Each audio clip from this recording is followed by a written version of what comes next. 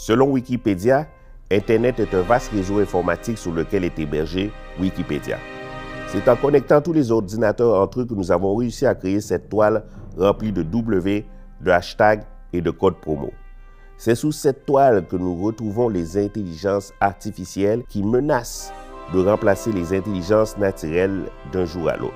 Ces algorithmes impressionnants peuvent dessiner, parler, écrire à notre place de façon très crédible. Ce sont en quelque sorte les imitateurs des Internets. Quand on parle informatique, il faut toujours faire attention, vous êtes toujours à risque de vous faire attaquer par des pirates. Ces flibustiers ont cessé de hisser la grande voile pour glisser sur la toile. Bienvenue au savoir de la connaissance.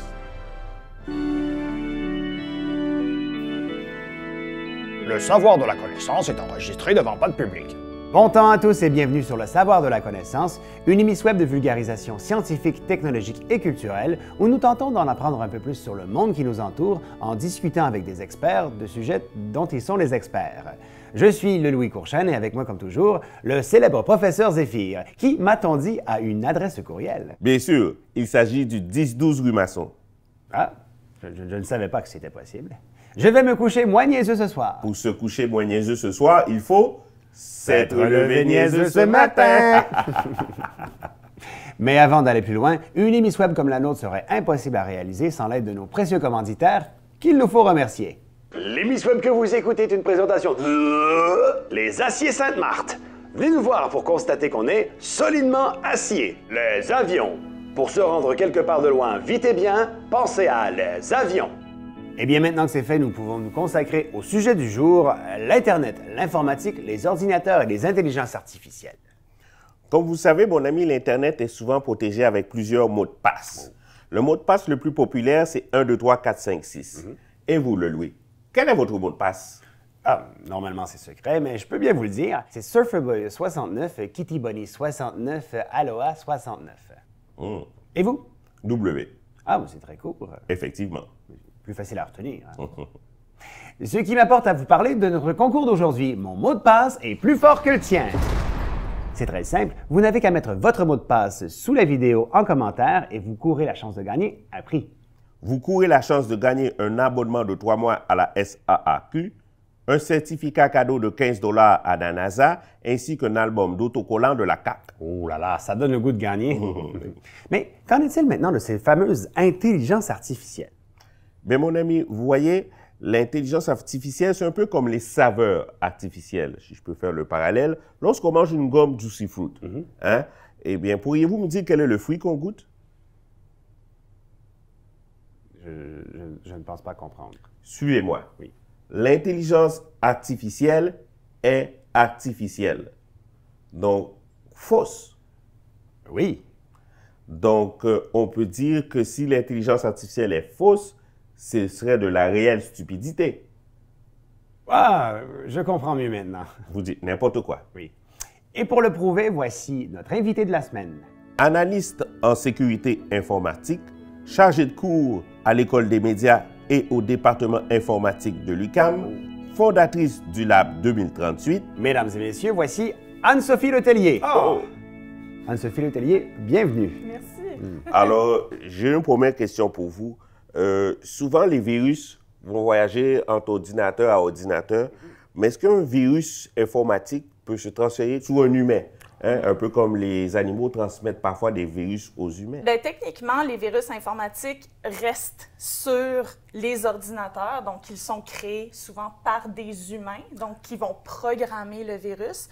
Ensuite, les virus vont se dupliquer, ils vont infecter différents ordinateurs et souvent, même pour déclencher les virus, il va falloir une autre intervention de l'humain. Donc, avoir l'utilisateur qui va cliquer sur un lien, qui va se connecter à un site web, une personne également qui peut télécharger des films, des émissions, et puis, hop, il y a un virus qui est dans le fichier. On peut tomber sur un mauvais film aussi. Absolument, ça c'est un gros risque. Donc, ça demande souvent une action de la part de l'humain, mais le virus reste souvent sur l'ordinateur. Par contre, de plus en plus, on a des appareils connectés, des objets intelligents, donc c'est pas nécessairement hors de question que si, par exemple, il y a un virus qui va atteindre une chaufferette intelligente, bien que là, ça pourrait transmettre une autre sorte de virus à un être humain. Ah, oui. Alors, c'est les humains qui fabriquent des virus, c'est des malfaiteurs. C'est des malfaiteurs, exactement. Alors, il faut leur dire, mon ordinateur, c'est mon ordinateur, ce n'est pas le tien. Non. Tu as ton ordinateur, alors laisse-moi le mien. Oui, le consentement informatique, c'est important. L'autre jour, je parlais avec M. Lelouis, OK, et on s'est mis à parler de la crème hydratante. Oui. Et puis, sur Facebook, j'ai commencé à recevoir beaucoup la publicité sur la crème hydratante. Je me demandais si le téléphone nous écoutait pour envoyer la publicité. Il y a eu plusieurs personnes qui ont fait des tests similaires et puis quand on analyse le trafic qui sort du téléphone, bien, c'était trop petit pour que ce soit des fichiers audio. Par contre, qu'est-ce qui se passe, c'est que les applications qu'on utilise, surtout les médias sociaux, vont récolter énormément de données sur tout ce qu'on fait sur notre téléphone, mais aussi sur le web, comme on le disait. Et puis, ben, qu'est-ce qu'ils vont faire? C'est qu'ils vont se rendre compte que, par exemple, vous êtes amis sur Facebook, sur Instagram, sur TikTok, sur peu importe. Et puis, ben, ils vont aussi savoir que les deux, vous êtes connectés au même réseau Wi-Fi parce que vous étiez ensemble. Ils vont savoir que vos téléphones étaient à proximité géographique. Ouais. Et puis, ils vont savoir peut-être que tu as fait une recherche sur la crème hydratante. Et puis, ils vont faire comme « Ah, mais attends, peut-être que...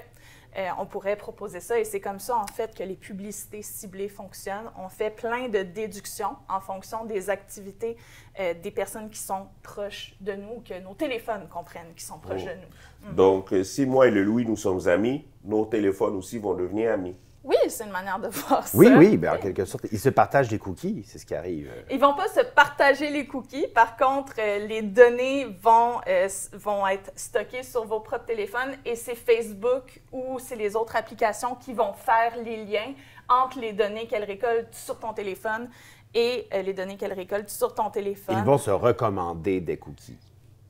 Ils vont analyser les cookies et à partir de ça, ils vont faire des recommandations. Ou se servir un verre de lait. Oui. On parle d'intelligence artificielle, on parle d'algorithmes, mais devrions-nous avoir peur de ces algorithmes, hein, de l'IA, hein, des connaissances qu'ils ont sur nous, comment ChatGPT fait-il pour savoir que GPT? En fait, ben oui, je pense qu'il y a de quoi être inquiet parce que l'intelligence artificielle, en ce moment, se développe extrêmement rapidement. Elle est encore pas très mature. Et puis, ben, quand on n'est pas mature, ben, on fait des affaires que peut-être qui manquent un peu de discernement. Et c'est des trucs comme ça qui se passent avec l'intelligence artificielle parce qu'il n'y a pas de règlement, il n'y a pas de réglementation qui est assez ferme et assez encadrante. C'est la jungle. Exactement. Voilà. Incroyable. Donc, le Far West. Alors nous allons mourir. Peut-être pas tout de suite, mais l'intelligence artificielle, ça peut être extrêmement inquiétant. On ne va pas mourir tout de suite, mais bientôt. Parlant d'intelligence artificielle, les gens utilisent souvent deux termes différents pour en parler. Ils vont parler soit de AI ou soit de IA. Et quelle est la différence entre les deux?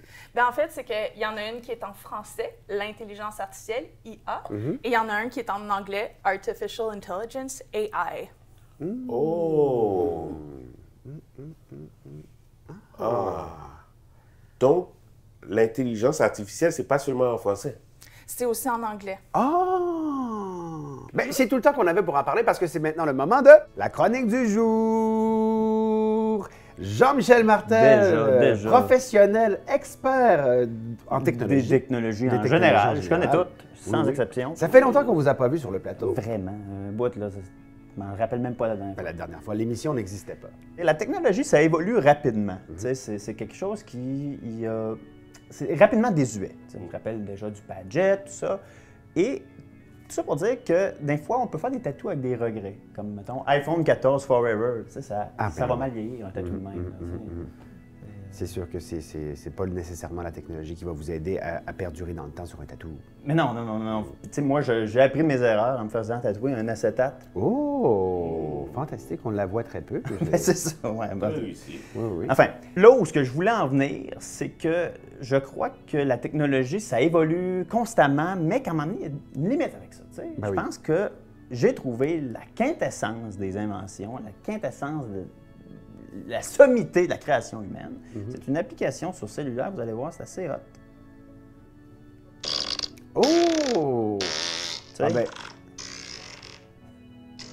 Je sais pas à quel point on peut aller plus loin que ça. excellente chronique, Jean-Michel Martel. Vraiment, on en apprend beaucoup aujourd'hui à l'émission. Mais le mot de la fin vous appartient, Anne-Sophie Letellier, avec cette question importante pour nous aujourd'hui, en 2023, au Québec, probablement à Montréal.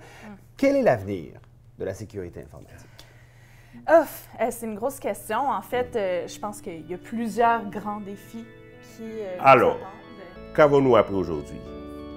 La sécurité informatique, c'est important. Et la meilleure façon de se protéger sur Internet, c'est l'abstinence. Alors, n'allez pas sur Internet. Et comme j'ai l'algorithme dans le sang, et que toi tu as le rythme dans le sang, chante avec moi.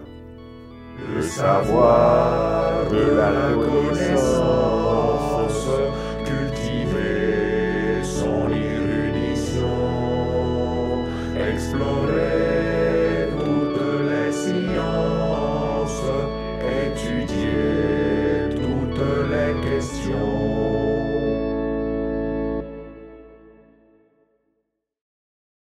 Ha ha ha, Loft.